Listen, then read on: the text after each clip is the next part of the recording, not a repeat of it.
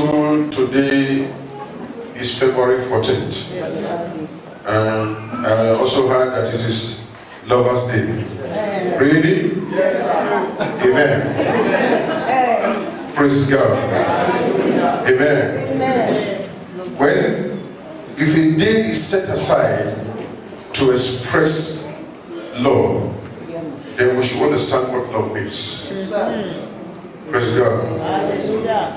Because very often I see people celebrate a particular season, a particular day, and when you find that, you realize that they know little or nothing about what they are celebrating.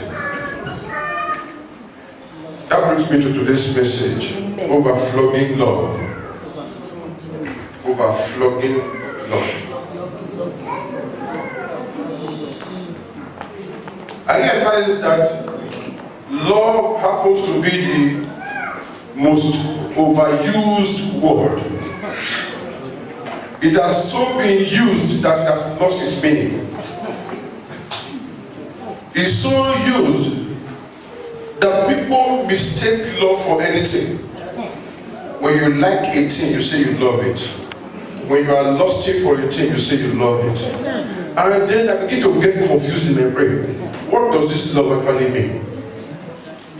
And I realized that in my research that a lot of people use the word love without knowing what they actually mean. So when I hear people talk about love, in my own brain, in my own sense, I begin to help them adjust it, because that is not what they actually mean. Because if you understand what love means, you will not be doing a lot of things that you do.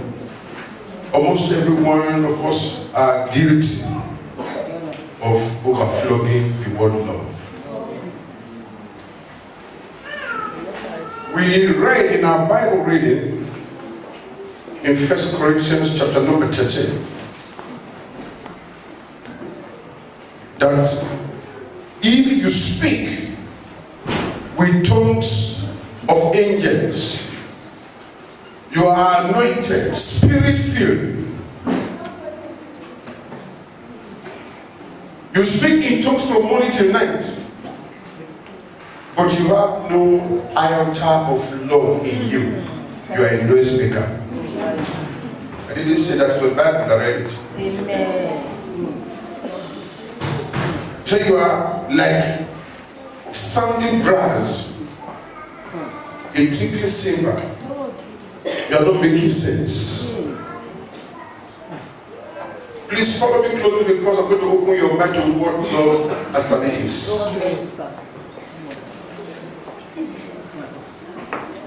Say, if I have the gift of prophecy, I can tell you about your tomorrow. I can tell you what you had last night.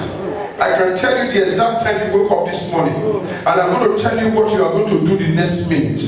And yet, it is not garnished with love. You are not there, you are nothing.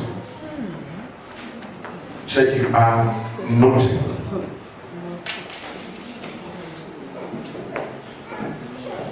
And though I bestow all my goods to feed the poor, and though I give my body to be burnt,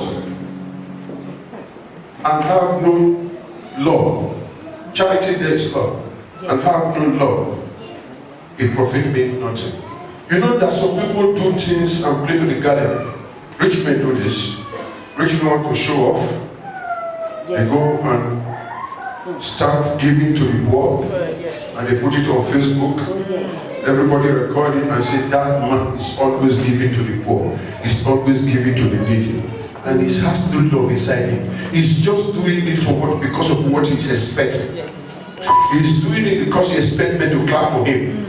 He's doing it because he has a political ambition. He's doing it because he's expecting something in return. He's not doing it for anything that he has no love. It will not profit him nothing. He may get a profit here or there, but heaven should not record it for him. In other words, for instance, in America, for instance, when a rich man make too much profit in a year, he has excess in a year, and he realizes that the government is going to tax him for his excess. Amen. He realized that his government is going to tax him for the excess that he made in a year. You know what he does? He will take that money and then he becomes a philanthropist. He begins to give to the poor, give to the needy, give to people who are hungry. It's not because he loves them. It's because he wants to evade the tax of the government. That's the kind of love we show. There was one time, one of the richest women on earth, called Oprah Winfrey. She was doing a show, and then she gave out about 300 brand new cars to people. Everybody was happy for him. But he just gave out 300 brand new cars to people to avoid the tax of the government. Amen. It's not because he actually loved them. He didn't even give them to the people he knew. He gave it out randomly. Because she wanted to avoid the tax of the government. When somebody is doing anything and love is not the baseline, it does not profit him anything, does not profit nothing. Hallelujah. Amen. Love is something that is prepared to bear all things. He said in verse 4, he said, love suffereth long and is kind. Love envieth not. Love vaunteth not itself. It's not puffed up. Very often I hear people talk about, I'm in love, and yet you are envious, and yet you are not kind, and yet you do not know how to give. Listen. It is impossible to love without giving. Because the Bible told us that God himself is love. And John 3:16 said that for God so loved the world that he gave. How many of us are prepared to give our best because we love? Be truthful now. You are going to give your best because you love. These people who are raised up their hand, they are not married yet. So we do not know what they can do when they are married. So I don't trust you. I don't trust your judgment. God is love. For God so loved the world unconditionally. It's not because he was expecting anything from you. What can you give God? He gave his only, he had no other one. He gave his only. Listen, anytime God wants to test your love, he asked for your best. Yes. Amen. God wanted to test how much Abraham loved him. He said, Abraham, I want you to give me your son, your only son. And then Abraham, without questioning, took his son and was about to sacrifice his son. And God stopped and said, Abraham, now I know that you actually fear me. I know that you actually love me. A lot of you here will say, I love my pastor. We'll find out one day.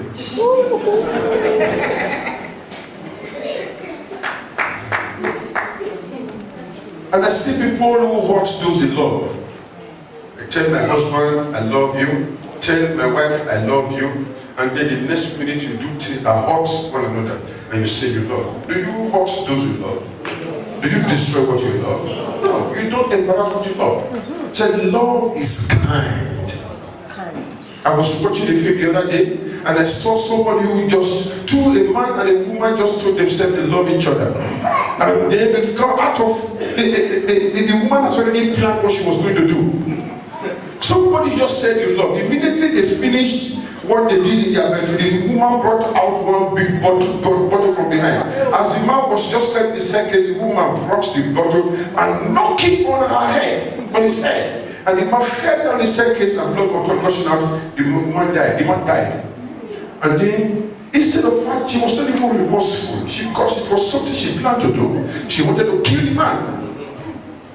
You know? And then she took rag and started cleaning the blood. Let the man there clean the blood and then tied a rope around the man's neck and called the police and said the man committed suicide.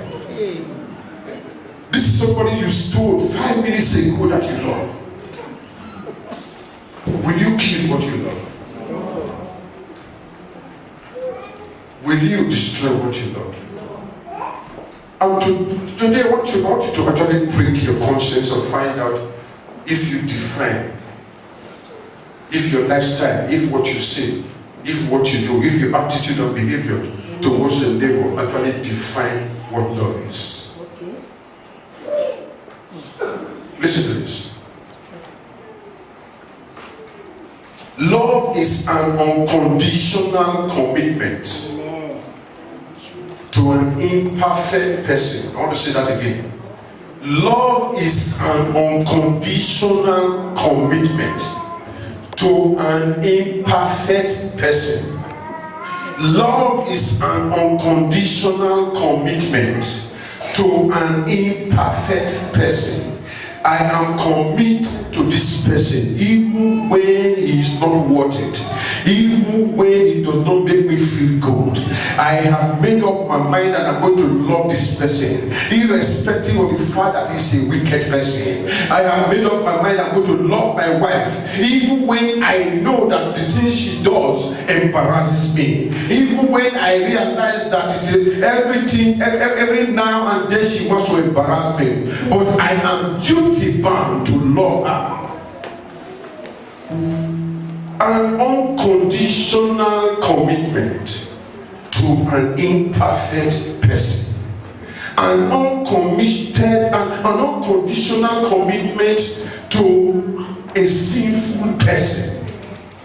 An unconditional commitment to an ugly person. Ugly here is not just the ugliness of the face, it's the ugliness of the heart. When you see some people who are actually committed to the word love, you'll be asking yourself, what did this one see for this woman body? You will not see what he sees. He sees love. An unconditional commitment. That's what God had towards us. For God so loved the world. God loved us unconditionally. Amen. When you look at yourself, explain yourself, look at yourself, look at your life, look at yourself in the mirror. Look at your life. Ask yourself, what is good about you that God is loving you for? What is good about your life that God is loving you for? What can you give that God cannot get anywhere? You messed up last night. You say things you cannot actually do. You even lie to God. No, forget about when you lie to your spouse. You lie to God every day. And yet he still loves you. You come back here, kneel down and say, God forgive me. And then you stand up with you, understand that God has actually forgiven you. Do you do the same to others? In more than 5 places in the Bible, the word of God admonished us to love our neighbor as ourselves. Not even 2 places, more than 5 places in the Bible. The Bible said, love your neighbor as yourself. It's not you asking you to love them more than yourself, just love them the way you love yourself. How can you actually do that? We live in a world where husband and wife are even hiding things from each other.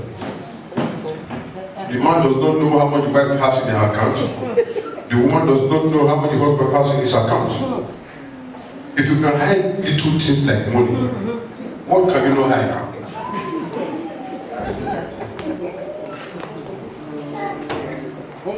And when listen, today happens to me. I'm trying to open your mind. When that girl, that woman, that boy, that man tells you I love you today, look at his mouth again.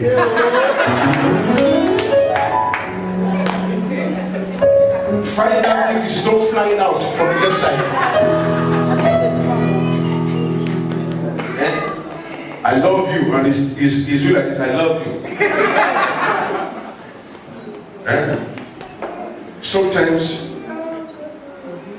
Sometimes when my wife wants to get something out of me, she begins by sounding very funny. Money, you know I love you. You know he started professor saying, don't worry, just tell me what you want. Tell me, what do you want to do for you? Just say it. I said, don't worry now, I've had this thing. Just tell me, what do you want me to do for you? Talk on.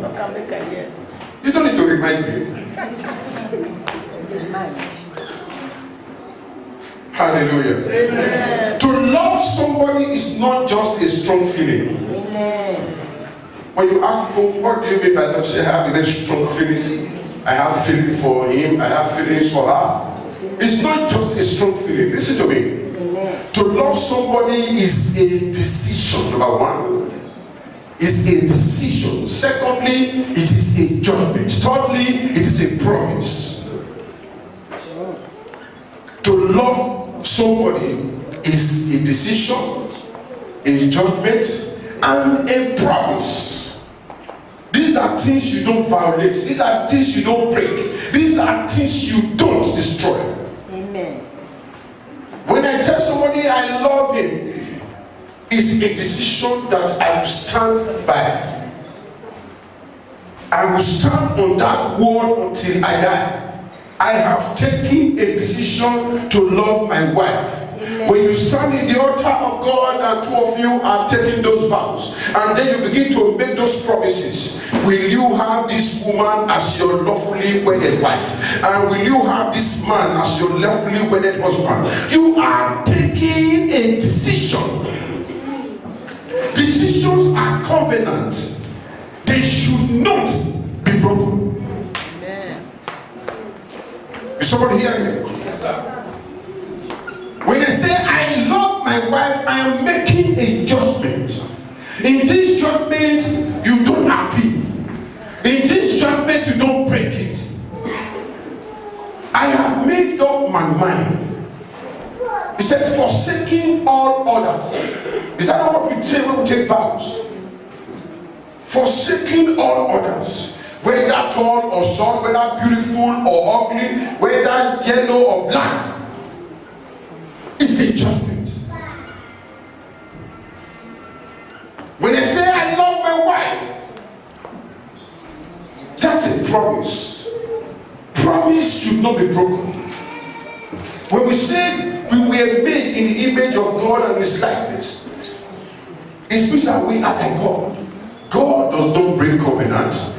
God does not make promises that he will not commit himself to. You will forget, but God will not forget. Anytime we open our mouth to say those things, you know that God will test them. God will test them. Even the devil is sent to test them.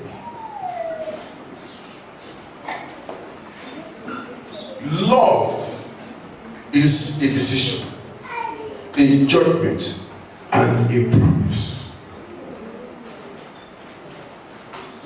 Anytime we see people talk about great marriages, what is great about marriage? Because they are committed. They are committed to one another. They have passed through thick and thin. They survived. They survived storms. They survived terrible weathers. They survived everything in life. And they are still committed to one another. I've seen people who celebrate 86 years of marriage. I was looking at the internet the other day. I saw a very old man. A very old man with a very old wife. And the two of them were still dancing like as if they are young. They were still dancing. They were still, you see, then it was fun. Because the two of them do not know any other partner.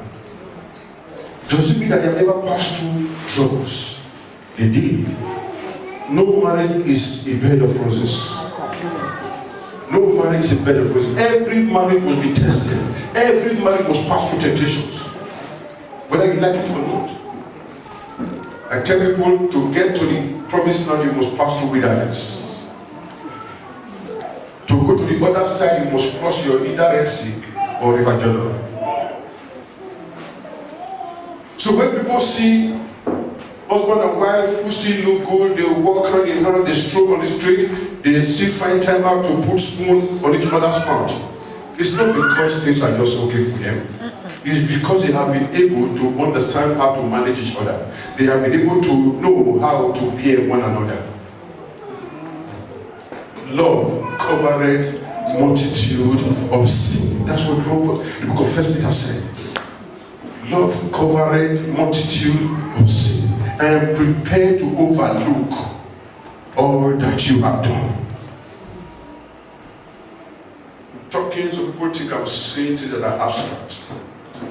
No. I'm speaking reality, my dear. I'm speaking reality.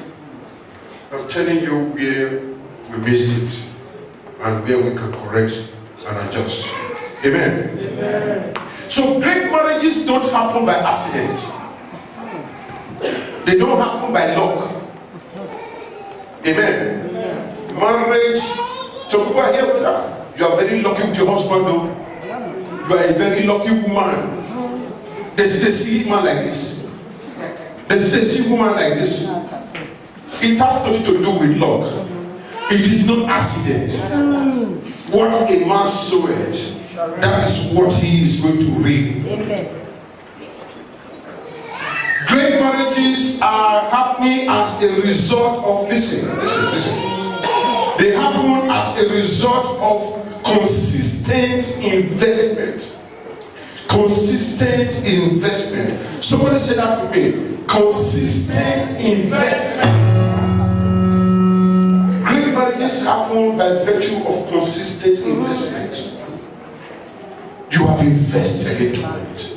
You have made up your mind that whether the enemy likes it or not, it must work. Amen.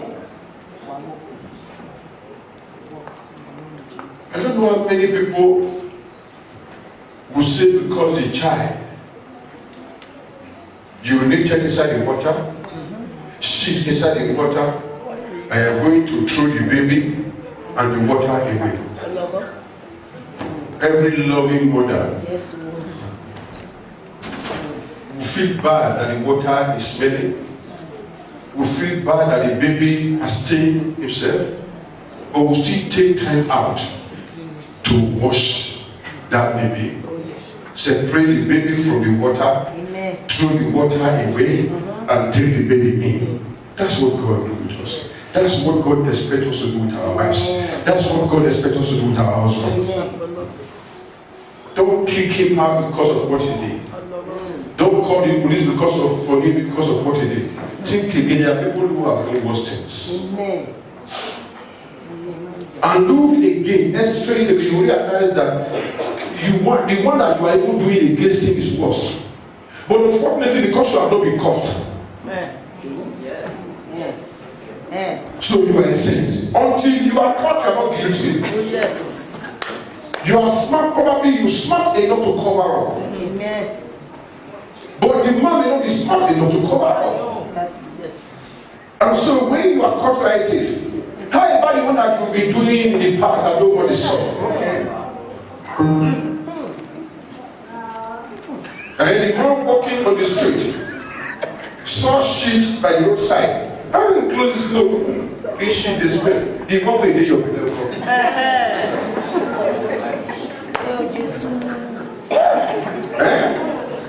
Does it not disturb you that when people are eating boiled egg, it hurts you? Have you don't you know, maybe the egg they eat in Europe they don't smell, but the one we eat in Nigeria smell. When somebody open egg in your presence and is eating it, you feel bad. Is it because it's not you that is eating it? I don't know anybody who go to the toilet. I don't know anybody who goes to the toilet and they sit on the VC and then she's coming out and he closes his nose. Do you wear mask to the toilet? No, sir. Because you can bear your own shit. But the next person walks into the toilet. I said, he just went here. He smelled past your own.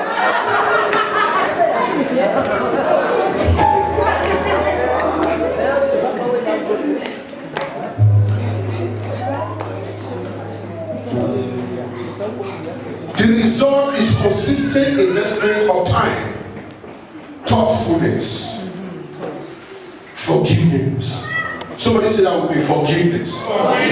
It's impossible to love if you don't know how to forgive. Now the question is, what can you forgive?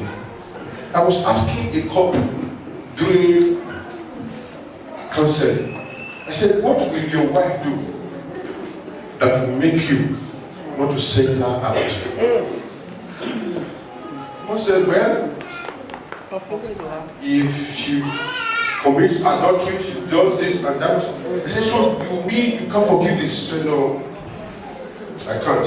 Anything I think about it, my heart will feel very bad, so I can't. Let her just go. Then I asked the woman, what can your husband do that will make you say, no, I will not forgive this man again? She said, well, if I see him with another woman, see, that's a very good one. So if you see your husband with another man, your husband with another woman, you will not forgive him. He said, no, sir.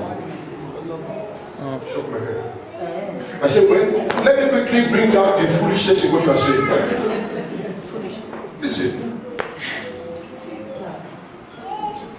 You knew this man when two of you were very young.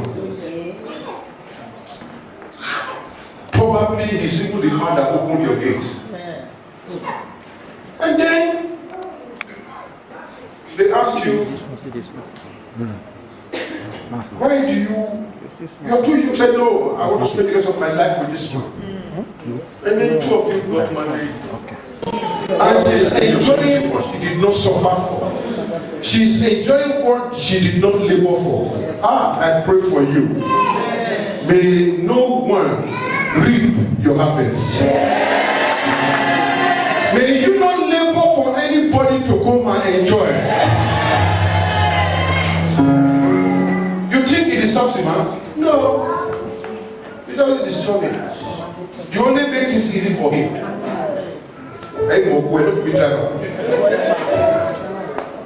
And that gives the man understand that he's not guilty.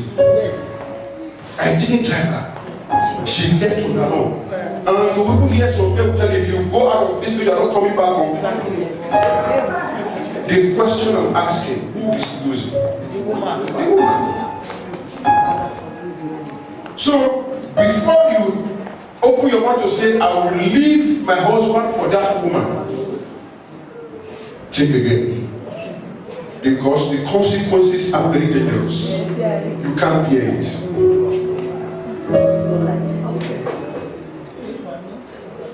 So when you say you love somebody, you should be prepared to forgive. I was watching one channel, they call it Crime Investigation Channel. And then a pilot, who, pilots travel a lot. So this pilot travels a lot, and he was a pilot who covered distance. And so he was married to his childhood love. They have 2 kids together. So the man travels, come back. Anytime he's home, he stays home with his children and the family.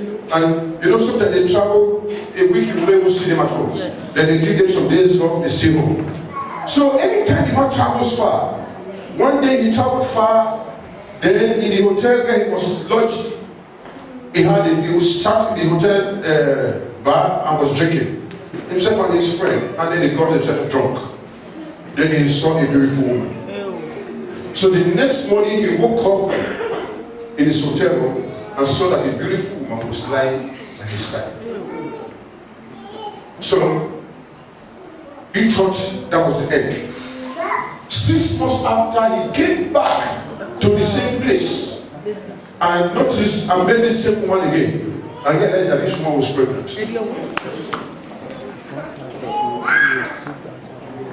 This woman was pregnant. Here is a man who is married with 2 kids, loving the family. And then he realized that this woman is pregnant. He cannot convince the woman to remove the pregnancy.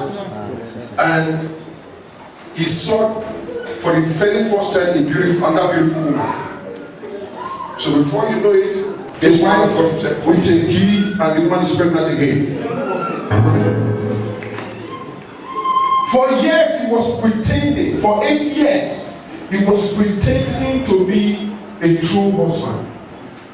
But inside him was divided. One day, you know you cannot hide anything under the sun. God has the capability of exposing anything. One day, the man came back home and the first wife said, the son has a scholarship assignment, a scholarship examination to do something in another country. And when they mentioned, that's my husband. He said, what did you say?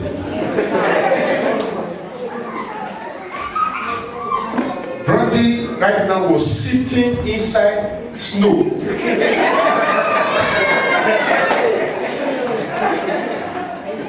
Didn't know what to do, didn't know how to handle it. At the time, Brandy saw someone calling to go into the hall. The two women were having it rough. You told these two women you love them.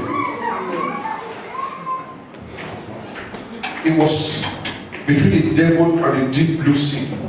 Standing there, looking at these two women. This one have 2 kids. This one have one already, and she's pregnant. The woman said, they're not saying, say something, just tell us something. What is he going to say? What will he say? But you know that some few months after, went back to that second, to that bar where he used to drink. While he was sitting there, the other woman came in. I said, I'm prepared to continue.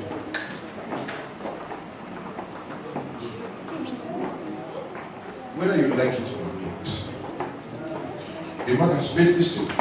But the second one was smarter. And so she made up her mind, I will forgive this man.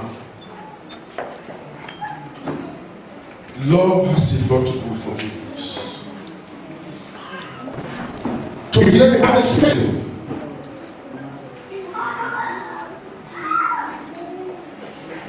If we must decide how to be a loving partner, we must understand what it means to actually be a loving partner. The question is, are you prepared to pay the dues? Are you prepared to sacrifice? Very often, I see women get annoyed.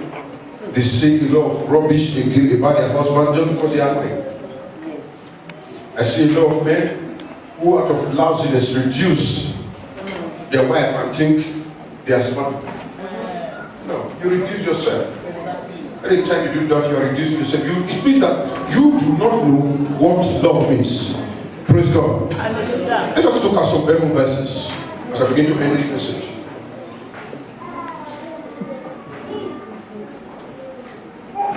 In Deuteronomy chapter 6, verse 5. Deuteronomy 6, verse 5. The Bible said that you shall love the Lord your God with all your heart, and with all your soul, and with all your mind. You know why? Because God is love. God has shown us examples on how to love, and so we must love the Lord our God with all our heart, with all our mind. So when you tell that man or that woman that I love you, it means that you must be committed, soul, heart, and mind. Everything about you must be prepared to forgive and let go. Praise God. You're going to ask yourself, if I see my wife in the wrong corner, will I say accept her back? If I see my husband doing something terrible, will I still accept him? But the question is the answer is very simple. If God has forgiven you in all your misbehaviors, then you should be prepared to forgive one another. Amen. The Bible asked, somebody asked a question in the book of John.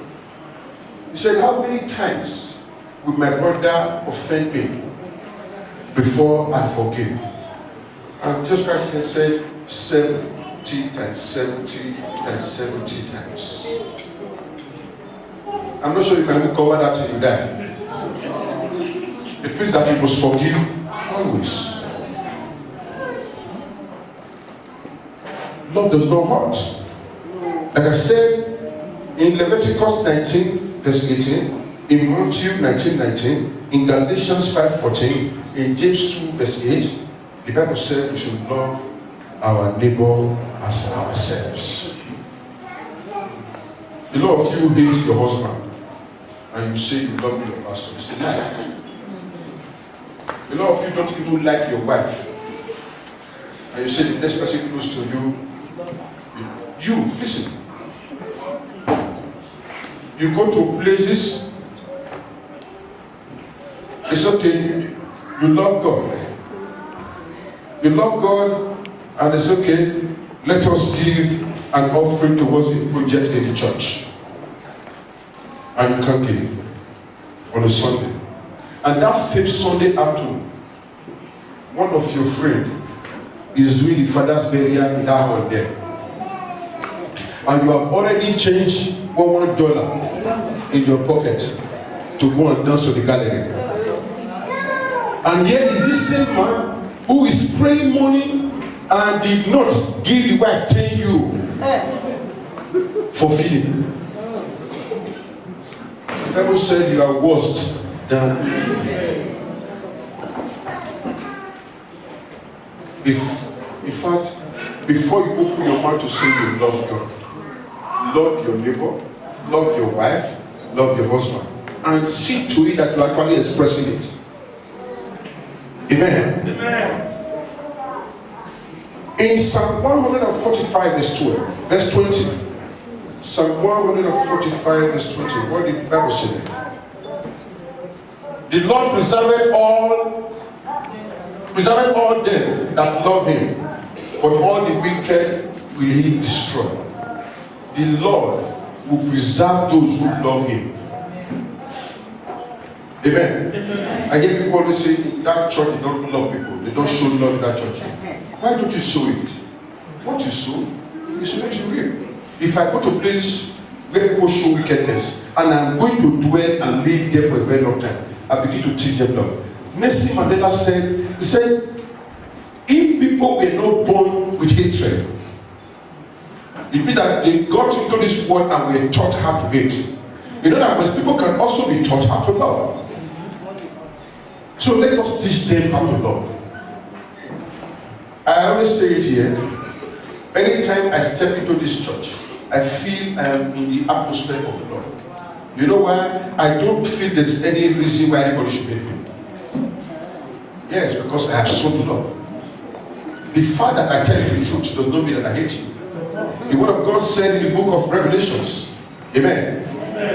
In Revelations 3 verse 19, the Bible said, as many that I love. Revelation 3:19. Said, as many that I love, I rebuke. As many that I love, I rebuke and chasten. Be zealous therefore and repent. Amen. One of the ways I can express my love to you is to tell you the truth. Praise God. To be very honest with you, if you are a member of this church and you are doing the wrong thing and I pretend not to see it, something is wrong. Amen. If you do the wrong thing and I pretend I didn't see it, something is wrong. But if I open up to tell you this thing you are doing is not good, it shows that I love you, I still want you. You may hate me for that 5 minutes or so, but when you think about it, you will love me. Because you will realize that I have done something that put the character of God. As many that I love, I rebuke and chastise. I will not let you die in your sin. So when I step into this church, I step into the atmosphere of love. I don't see any reason why anybody will hate me. Amen. I'm not a pastor who is afraid of his papers. I'm not a pastor who will not eat your food. I don't.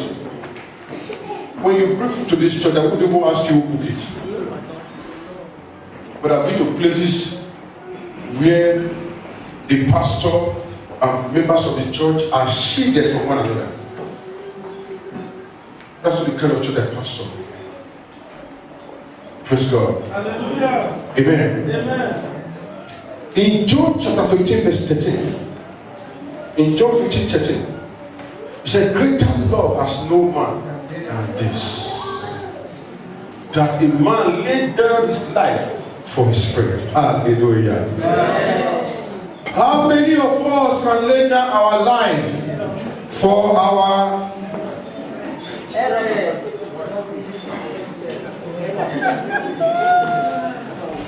greater love? And yet you say, I love my wife, I love my husband, I love my children. You say the same what you said. Somebody will tell you, I believe I say, when fire, they born mama, they born begin. Everyone will stand on his own. Everyone will stand on his own.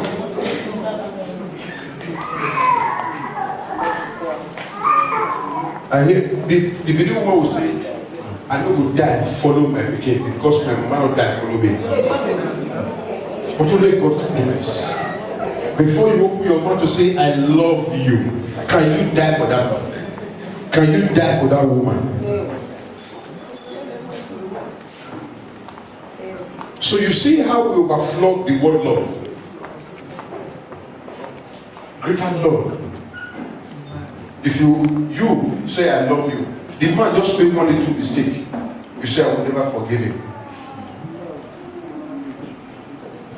Huh? I hear people, you know, when we listen to people during counseling, we hear a lot of things. I've asked somebody, I said, why do you love this woman? She said she's a beautiful girl. I said, I know what you mean. So if this woman become 80 years old and that beauty is no longer there, would you still love her?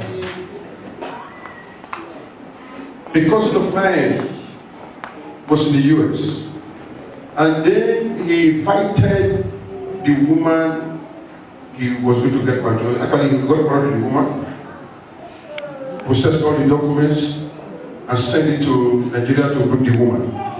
The woman went to the embassy in American embassy, and they gave her visa. The week the woman was traveling to US, the husband in America got accident, fell from the story building and broke his wrist. So the man was now on wheelchair. So this girl came into US 2 weeks after and then met this guy on wheelchair. A week after, he told the guy, he said, I cannot marry a man on wheelchair. And so she left and walked away. Will least you marry a man if he's no longer handsome? Will you still marry the man if he's no longer a performer? Will you still marry him? So when we open our mouth to say for better, for worse, what are we talking about? What are we talking about? The question is there anything that cannot be forgiven? Is there anything that we cannot overlook? Praise God. Hallelujah. In Romans 8, verse 35, from verse 35, Romans 8 from verse 35, it says, what shall separate us? Who shall separate us from the love of Christ? Shall tribulation, or distress, or persecution, or famine, or nakedness, or peril, or sword? Go ahead. 36. As it is written, for thy sake we are killed all day long. We are counted as sheep for the slaughter. Love is risk taking. Who shall separate us from the love of God? Who shall separate me from the love I have for my husband, from the love that I have for my wife? You are saying that because things are very smooth. When things turn around, we used to say that. Listen, I know of some powerful pastors who got divorced from their wife. You know why? One of the complaints was that one woman said, I got married to a medical doctor, not a pastor. So now that you have accepted to become a pastor, I am out. I've had another woman say, I got married to a businessman, not a pastor. Now that because you are not a pastor, I can no longer live the life I want to live, I'm out. It's not even single, it's just because he accepted the call of God. On what condition will you destroy your love for your spouse? So what shall come between me and my husband? What shall come between me and my wife? Is it tribulation? Is it nakedness? Is it poverty? The man you got married to was a businessman, was making money. Now business are no longer booming. Will you still love him? Will you still love him? Eh? I know that women don't want to hear love when there is no money. Not all women do, but I know that 70% of the women in the world cannot stand a man who has no money. Okay, I try to be modest. Will you still love him if he has no money? The man has been feeding you for the past 10 years. Then he lost the job. Can you feed that man for 1 month without complaining? Who said yes, sir? I like that. Okay. May that not happen to you in Jesus' name. Because when a woman starts feeding a man, things will turn around. The one that the woman feeds cannot go to the church.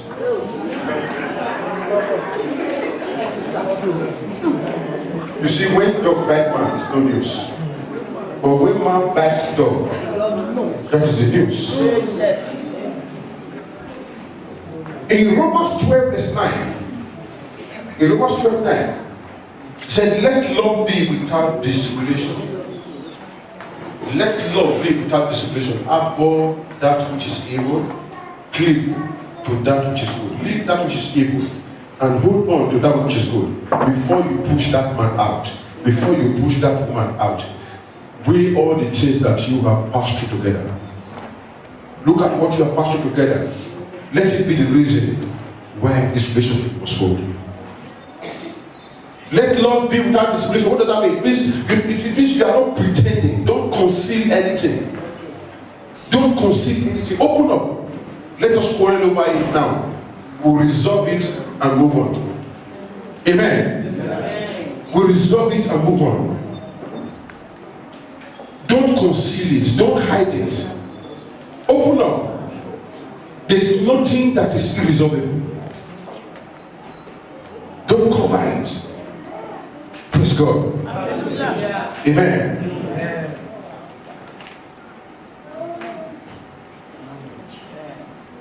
In Galatians 5:22, the Bible said that love is the first fruit of the Spirit. You know that we're supposed to come natural. But the fruit of the Spirit is love, joy, peace, long suffering, gentleness, goodness, and faith. I like the word long suffering. Long suffering. We suffer together. We will also enjoy together, irrespective of whatever has happened. Listen. Recently, I met a cousin of mine who lives in one of these European countries. He was married to a white woman. You know, most of you who marry a white woman because of documents. It does not often happen immediately, but it happens in places like Germany, Austria, Switzerland, and so on. So this guy got married to a white woman, and then they have 2 children, a boy and a girl. He was not too sure if this relationship was going to last a long time. So, but meanwhile, he had committed himself to a woman in Nigeria. Not by marriage, but so okay, one day I will come back and marry you. So he was waiting, maybe one day this relationship between himself and the white man would dissolve. He now brought the black Benin girl from Nigeria. Brought the girl in. He was waiting for something to happen so that they can just divorce and then he will marry the other girl. Things don't just work the whole planet. So, in the course of the black girl waiting, she got pregnant. She had a son. And this guy is still living with her. Before you know it, he had the second one. And that girl. So the white woman has the boy and the girl. The black girl has the boy and the girl. And they are living in the same neighborhood. In the same country. So, this guy was hiding this thing. He's a citizen. And so one day he said to him, why are you doing this? You will have children out of wedlock. They are your children. Give the document to. So the guy went to the home office and declared that I have 2 kids. They are my blood, I'm not married to their mother. But I have accepted them. So they gave those children passport. And because they got the children passport, they also gave the woman document. So this guy has been hiding this thing. One day, the woman went to their garage and was searching for something. And then she made pictures of this guy with a black woman and 2 black children. Head was going to get loose. But this is something the guy has prepared his mind for. So the woman ran upstairs and was causing the trouble. The guy said, take it easy. Not that you know. Okay. What do I do? I can't kill the girl, I can't kill the woman, I can't kill the children. What do I do? He said, okay, what will happen is that you know how white people behave. He said, the man said, I'm going to give you time to think about it. He traveled, left home, and came back the following week to let the woman's head to cool down, maybe think about it. So when the guy came back, he sat down. The first thing that came out from the white woman's mouth was, you are a joker. If you think I am going to leave you, and you go and stay with the black woman, I'm going to take care of those children. No. What we are going to agree on is that you stop seeing that woman and those children. I agree they are there. But we have agreed from the beginning that 2 of us will take care of these children together. So, no divorce in this situation. I visited them, they are still living together. So what did the guy do? The guy took the 2 children, brought the picture out and introduced those children to his children. So you have a brother and a sister somewhere. If you want me to explain to you how it happened, I can always do that. But it happened. Sometimes we hear things say, it happened to me, I will kill myself. You will not die. I'm praying for you today that God will give you the fortitude, the power and boldness to bear what you cannot change. In the mighty name of Jesus. What comes to a man is equal to a man. You won't die because of it. It's the process. It's something that you must pass through.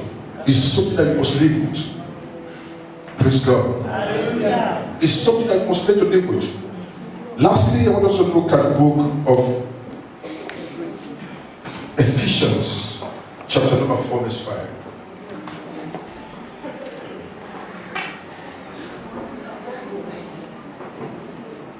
Ephesians 4, 5.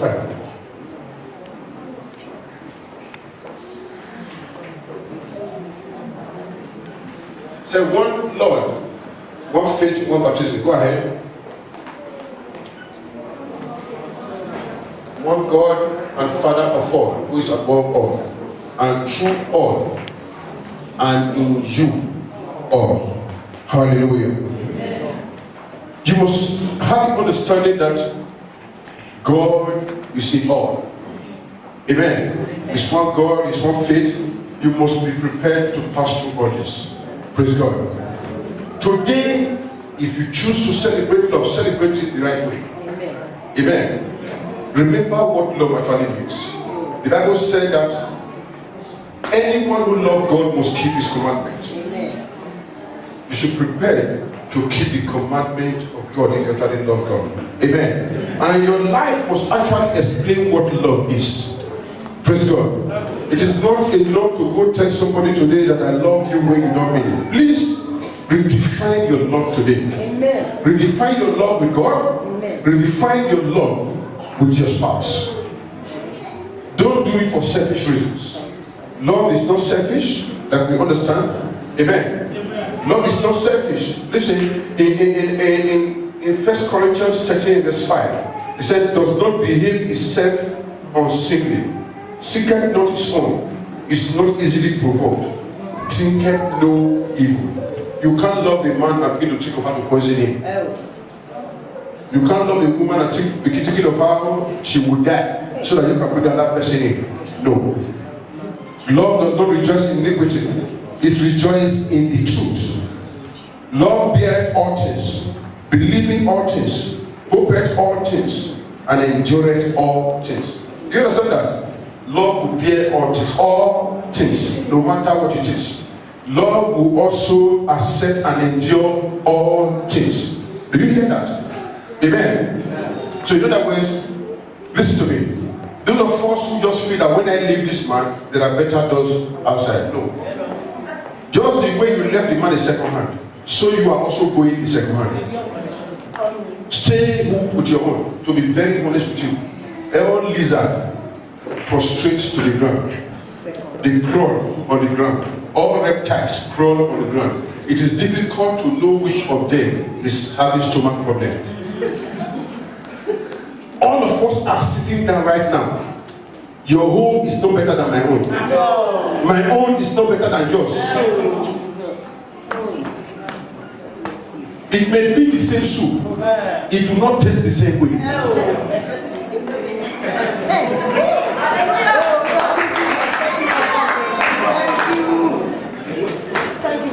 You should be prepared to bear things.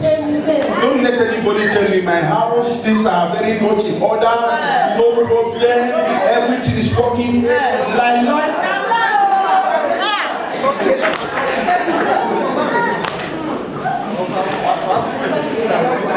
Bear your cross. Make I carry my own. Love never fails if you have it. Amen. But whether there is prophecy, they shall fail, but love will not fail. You know why? Because God himself is love. Whether you speak in tongues will also wipe away if you don't have the anointing. But if you have love, it's forever. Amen. They will not cease. Knowledge may vanish, but love will never vanish.